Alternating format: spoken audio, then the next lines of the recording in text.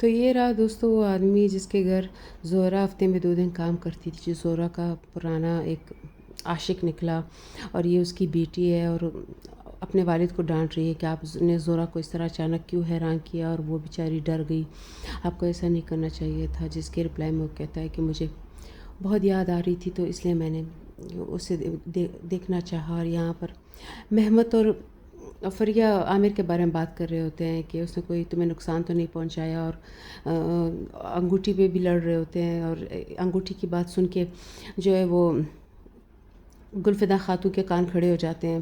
اور یہاں جانسو جو ہے وہ یونیورسٹی میں پریشان کھڑی ہوتی ہے، اور فریہ اور ہانڈے لوگ اس پہ ہنس رہے ہوتے ہیں کہ یہ بھی ایک اور عامر کی دیوانی نکلی جسے عامر لفٹ نہیں کرا رہا ہے. ایسے میں قرائے آتا ہے اور ہانڈے کو یہاں سے لے جاتا ہے. اور یہاں پہ پھر وہ ہالدن اور صنم بوٹ جو انہوں نے اپنے لیے قرار رکھی ہوتی ہے اس میں گھوم رہے تھے، باتیں کر رہے ہوتے. اور ہالدن صنم سے لیون کے بارے میں پوچھ رہا ہوتا ہے. یہ یہاں ٹوٹے ہوئے دل کے ساتھ زہرہ آتی ہے کہ بچے بھی پیار میں بھی پیار میں، سب یہ کیا مطلب چل رہا ہے. اور ادھر پہلے سے فریہ دکھی ہوتی ہے اپنے پیرنٹس کو لے کے کہ عامر اس کے پیرنٹس کو تنگ کر رہا ہے. کسی سے کہتا ہے گاڑی واش کر کے دو، تو کسی سے کچھ اور. یہاں پہ عامر کے گھر قرائے آتا ہے، اور قرائے اسے کہتا ہے کہ مطلب تم کیا کر رہے ہو، تم اپنے ساتھ برا کر رہے ہو، فریہ کو تو جانے ہی دو، تم اپنے ساتھ برا کر رہے ہو، مطلب یہ سب اس طرح سے تم کب تک کرتے رہو گے. اور عامر بس کچھ بھی کوئی بھی رپلائی نہیں کرتا، وہ کہتا ہے بس ہو گیا تمہارا، ختم کر دو، کچھ بھی نہیں سننا چاہتا. یہاں پہ رضا صاحب آتے ہیں، بہت طبیعت اس کی خراب ہوتی ہے، کوئی بھاری سامان اٹھایا ہوتا ہے، کمر میں بہت درد ہو چکی ہوتی ہے. اور وہ زہرہ کو بھی منع کرتی ہے کہ کوئی بھی کام مت کرو جس سے تمہاری طبیعت خراب ہو جائے. یہاں پہ کھڑکی سے فریہ دیکھ رہی ہوتی ہے، عامر آتا ہے، بہت حسرت سے دیکھتی ہے کہ کبھی میں بھی اس گاڑی میں اس کے ساتھ بیٹھا کرتی تھی، ہم دونوں میں بہت محبت ہوا کرتی تھی. دکھ ہوتا ہے اس سے. اور رضا صاحب اس سے اپنی بیوی سے کہتا ہے کہ تم بہت اچھی ہو، ہمیشہ میرا خیال رکھا، میرے درد کا، میری محبتوں کا، تم نے میرا بہت ساتھ دیا، بہت مطلب اس کو تھینکس کہتا ہے. اور یہاں پر جو اس کے حسن صاحب ہے جو زہرہ کے پرانے کوئی عاشق ہے، اور بہت زہرہ کو یاد کرتے ہیں. محمد یہاں اپنے خیالوں میں سیر کے ساتھ پریشان سو رہا ہوتا ہے، اور ہالدن اپنے خیالوں میں پریشان سو رہا ہوتا ہے، اور فریہ اپنے خیالوں میں، سب پریشان، سب پوری بلڈنگ پریشان ہوتی ہے. یہاں پہ عامر آتا ہے کسی لڑکی کے ساتھ، اور فریہ اس کو دیکھ لیتی ہے، اور فریہ کو بہت غصہ آتا ہے. وہ اس لڑکی کو بہت ڈانٹتی ہے، اور بلکہ اس کو دھکے دے کے بلڈنگ سے باہر پھینک دیتی ہے. اور عامر اسے کہتا ہے کہ تم جل رہی ہو مجھ سے، یہ جو تم اس طرح کی حرکتیں کر رہی ہو. پھر وہ اسے کہتی ہے کہ دیکھو تم شیشے میں تمہیں ہمیشہ فریہ ہی نظر آئے گی، اور فریہ ہی یاد آئے گی. تو عامر کہتا ہے کہ ایسا کبھی بھی نہیں ہوگا.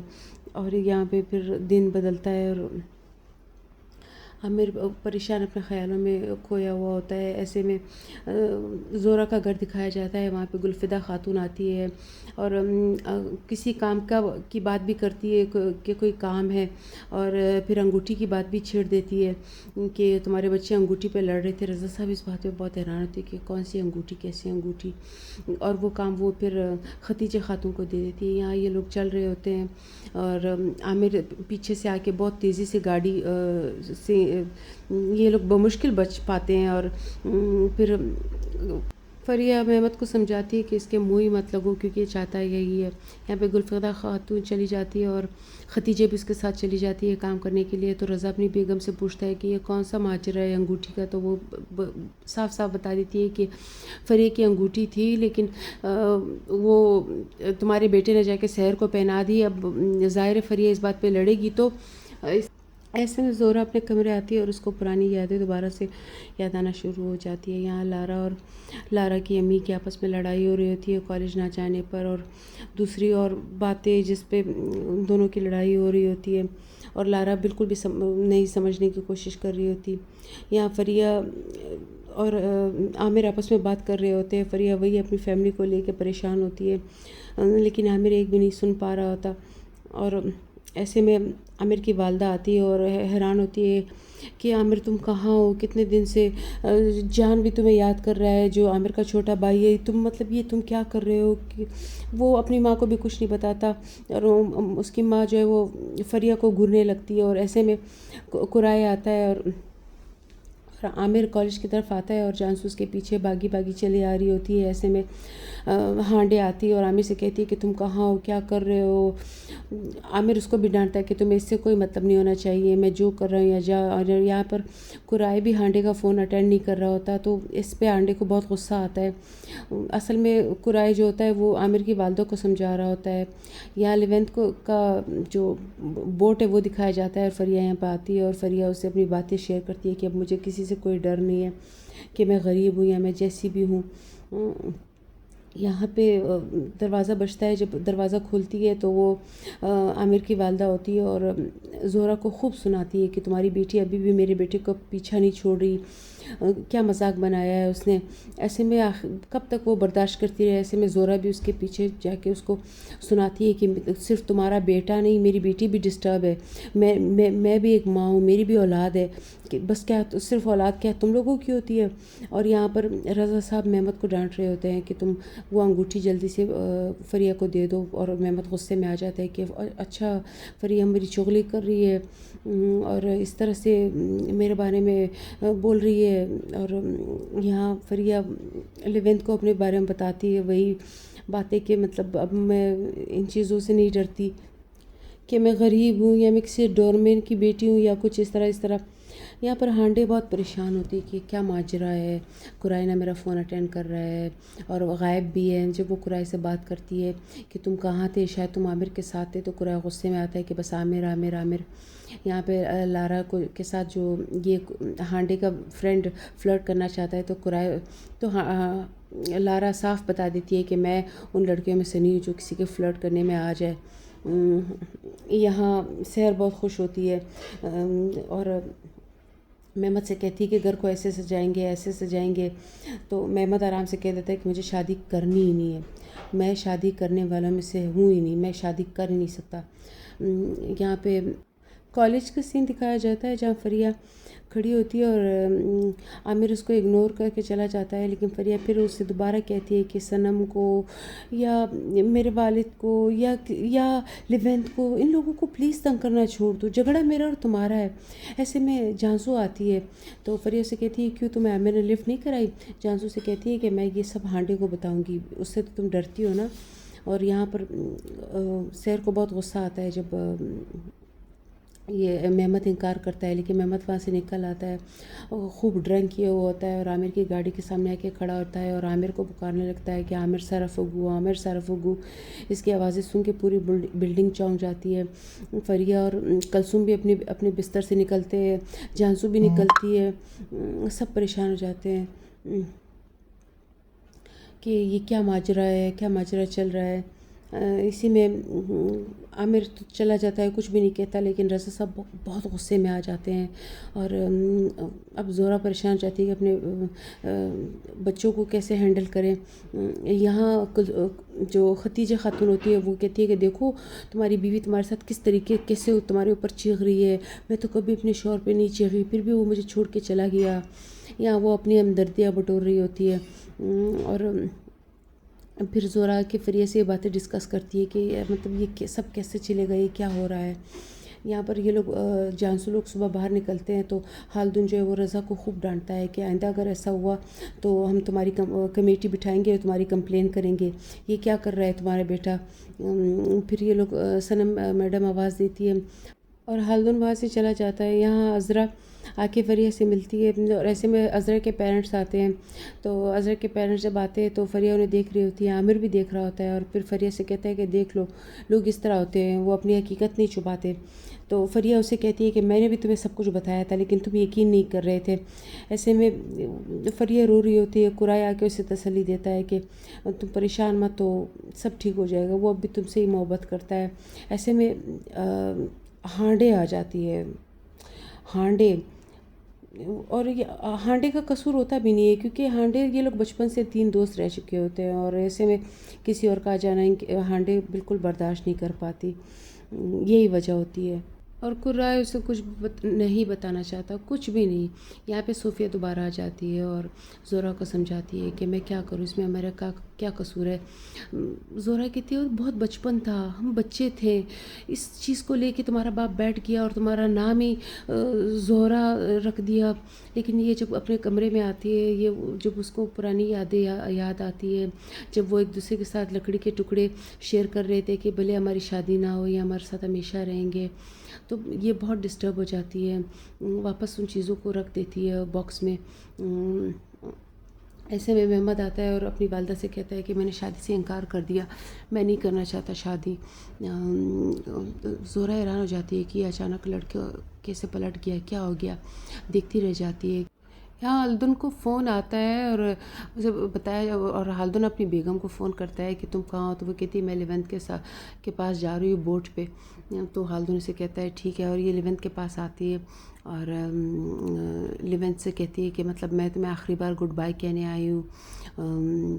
تو یہ چاہتی ہے کہ لیونت کہے کہ نہیں تم میری زندگی سے مت نکلو، لیکن لیونت ایسا کچھ بھی نہیں کہتا۔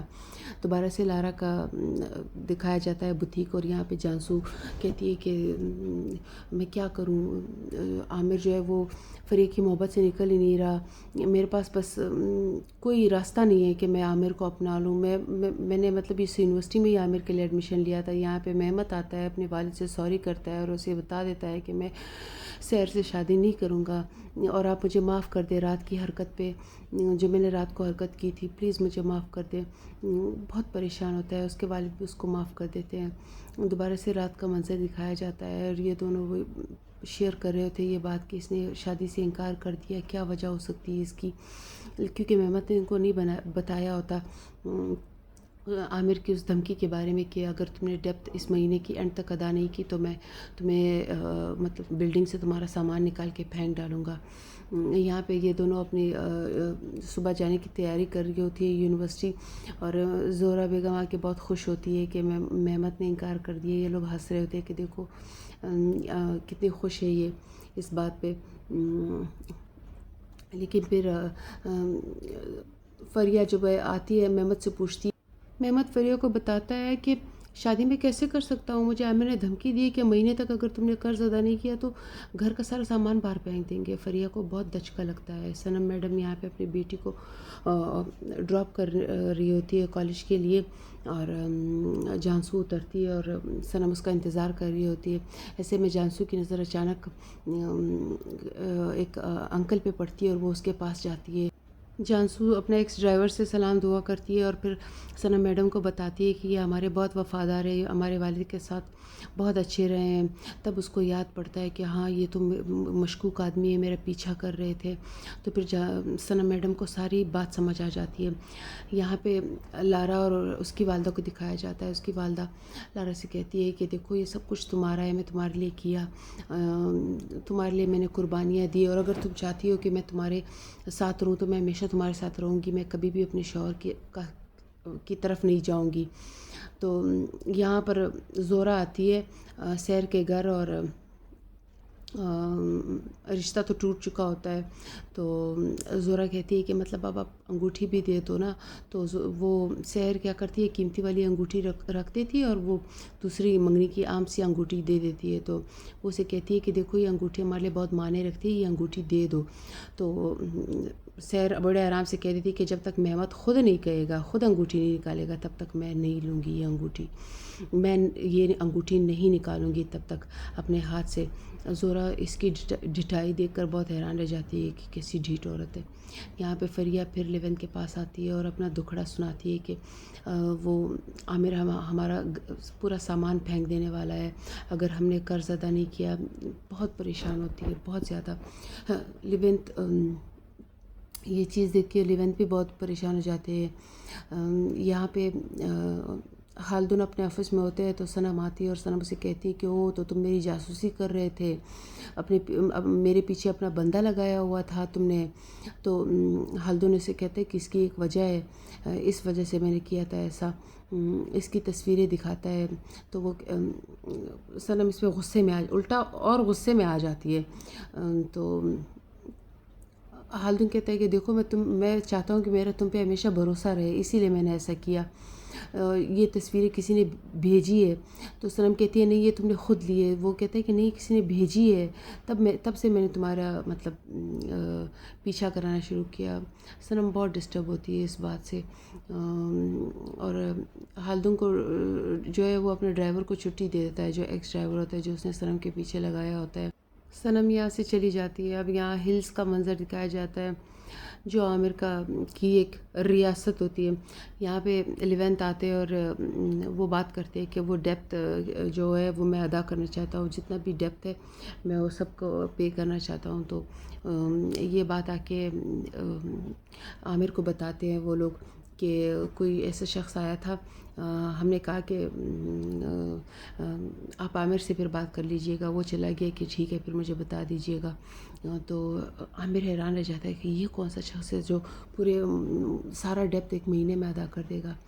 یہاں پہ محمد اور سیر کو دکھایا جاتا ہے۔ محمد دوبارہ سیر کے پاس آتا ہے، دونوں باتیں کرتے ہیں، اور یہاں صنم میڈم اور عامر کی لڑائی ہوتی ہے۔ وہ کہتی ہے کہ تم نے میری مطلب زندگی خراب کر دی ہے، تم نے تصویریں بھیجی تھی۔ عامر کہتا ہے گاڈ پرومس میں نے نہیں بھیجی تھی، یہ پتہ نہیں کس کا کام ہے۔ بہت ڈسٹرب ہوتی ہے، ایسے میں رات ہو جاتی ہے۔ صنم میڈم اس بات سے بہت ڈسٹرب ہوتی ہے، ڈرنک پہ ڈرنک کیے جا رہی ہوتی ہے، اور کچھ بھی سمجھ نہیں آ رہا ہوتا۔ اور وہ سوچتی ہے کہ اب تو ویسے بھی معاملہ سارا کھل چکا ہے، خالدون کو پتہ چل چکا ہے۔ صنم یہاں پر دوبارہ سے اپنے لانگ ہیل پہنتی ہے اور جانے کی تیاری کرتی ہے، اور یہاں خالدون ڈرنک پہ ڈرنک کیے جا رہا ہوتا ہے، حالانکہ اس کی طبیعت بھی ٹھیک نہیں ہوتی۔ اس کو دائیں طرف تکلیف ہوتی ہے مسلسل، اس کی اپوائنٹمنٹ بھی ہوتی ہے۔ ایسے میں وہ گھر کی طرف آتا ہے، اور رستے میں بھی اس کو گھٹن کا احساس ہو رہا ہوتا ہے، بار بار اپنی ٹائی کی ناٹ ڈھیلی کر رہا ہوتا ہے۔ گھر آتا ہے، کمرے میں دیکھتا ہے تو صنم صاحبہ نہیں ہوتی۔ صنم تو یہاں بوٹ تک پہنچ چکی ہوتی ہے، اور وہی اپنے اونچے ہیل اتار کے بوٹ کی طرف چھلانگ لگاتی ہے، اور لیونت کو کچھ پتہ بھی نہیں ہوتا۔ وہ اپنے بوٹ پہ ہوتے ہیں کہ یہ اچانک آتی ہے، اور یہاں خالدون اس کو پتہ ہوتا ہے کہ یہ کہاں پہ گئی ہوگی۔ خالدون اس کا پیچھا کرتے ہوئے یہی پہ آتا ہے، اور یہ یہاں اپنی محبت دکھا رہی ہوتی ہے لیونت کو، اور اس کے اترے ہوئے سینڈل دیکھ کے خالدون پوری طرح سمجھ جاتا ہے، اور اس کی طبیعت بہت بگڑنا شروع ہو جاتی ہے۔ جیسے جیسے وہ ان کو دیکھتا ہے تو اس کی طبیعت خراب ہونا شروع ہو جاتی ہے۔ عامر اپنی ماضی کو یہاں پر یاد کر رہا ہوتا ہے، جب اس نے ایک بہت پیارا ایک پاسٹ گزارا ہوتا ہے فریہ کے ساتھ، اور بہت مس کر رہا ہوتا ہے، وہ فریہ کو بہت مس کر رہا ہوتا ہے، اور بس سوچتا ہے کہ کاش ایسا نہ ہوتا، لیکن اب کچھ بھی نہیں بدل سکتا۔ ایسے میں دروازہ بجتا ہے، اور فریہ اس کے کمرے میں آتی ہے، تو فریہ سے کہتی ہے، دوبارہ ریکویسٹ کرتی ہے کہ پلیز میری فیملی کو تنگ کرنا چھوڑ دو۔ یہاں مطلب لیونٹ کا اسے کچھ نہیں پتہ ہوتا، لیکن عامر کو پتہ ہوتا ہے۔ عامر اس سے کہتا ہے تنزیہ کہ ٹھیک ہے تم میرے ساتھ ایک رات گزارو تو تمہارا سارا ڈیپتھ معاف ہو جائے گا، جس طرح تم لیونٹ کے ساتھ کرتی آئی ہو، یا اور پتہ نہیں کتنے لوگ ہیں تمہارے۔ اس طرح فریہ کا غصہ ساتویں آسمان کو چھوتا ہے کہ یہ میری محبت کی بے عزتی کر رہا ہے، اور ڈرامہ یہاں پہ ختم ہو جاتا ہے۔ دوستوں سبسکرائب کرنا مت بھولیے گا۔